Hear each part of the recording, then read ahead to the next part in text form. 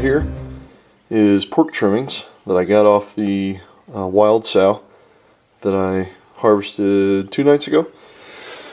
Just got her put in the freezer. This is all the fat I've trimmed off of her. There's some really high quality trimmings in here. Very little meat on there. She was a very healthy pig, full of fat. So I'm going to go ahead and render this down. Since it's pig fat, it will be called lard in its finished state instead of tallow.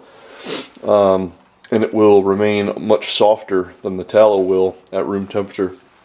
So these are just big chunks of pork fat sitting in a crock pot. I've got the crock pot on high, uncovered for the moment. I'll cover it later, but I just want to get this up to temperature and get this fat liquefied so that it can start cooking out of the connective tissue. I'll keep you informed on the process. Alright guys, there's my lard after about a 24-hour period in the crock pot on high. It's just in there bubbling off the rest of the water now. I'm going to take the cracklings out, throw them away, and then cool this down. Some of this lard I'm going to mix with tallow. I've not done that before, but I want to see what kind of properties I can get out of a 50% mixture of tallow and lard. Just kind of shake them a little bit to get the bulk of the fat out of there as much as I can. I'm actually really impressed with the taste of this meat. Not in here particularly, but heck, we can try it. I mean, it's completely edible. See what it tastes like. A little piece of fried pork there. Actually really good. Alright guys, so here I've got a couple of containers. I've got a, this is a grease screen that you put over a frying pan. I just like using it to filter this grease, because I don't have to use up any coffee filters. But you just take it like so. And that'll filter out any impurities out of the lard.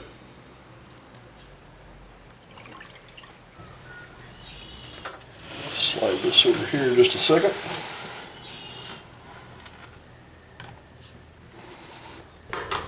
Here's one tub of that tallow that I had in the freezer inside. You don't have to keep it in the freezer, but it will last longer if you do. Lasts pretty much forever in the freezer.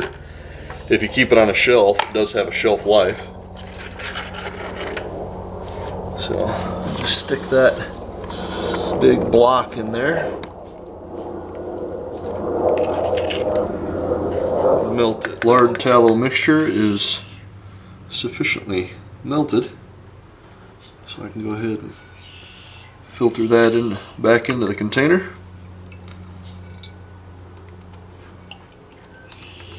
I imagine I'll end up with close to 2 of these.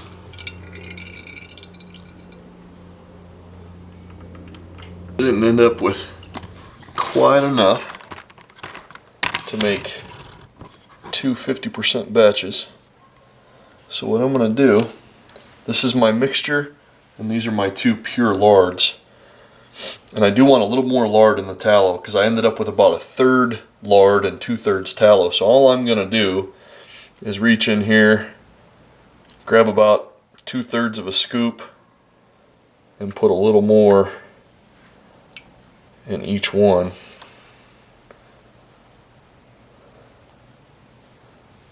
So I end up with roughly 50-50. So here's my lard tallow mixture. Here's my pure lard. And I'll wait for those to set up. I'm going to go back in the woods for my final day of deer hunting today. Hopefully I'll get a big one. If not, no big deal. I got plenty of meat in the freezer. I got my lard is still here, still in liquid form because it's still cooling down. But the half lard, half tallow is starting to set up. It's still soft to the touch.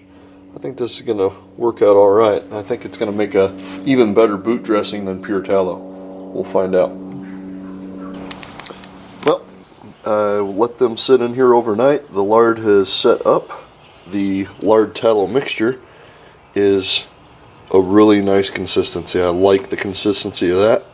The lard itself is still too soft. It will still stick to my finger like that. But the lard tallow mixture is right about where I want it. It's more of a real thick paste. And I think that is going to be just about perfect for the consistency that I would prefer over pure tallow. So I'm going to go ahead and throw these in the freezer. And that's that. These two are lard tallow mixtures. These two are lard. These two are tallow, pure tallow. I got down here, I've got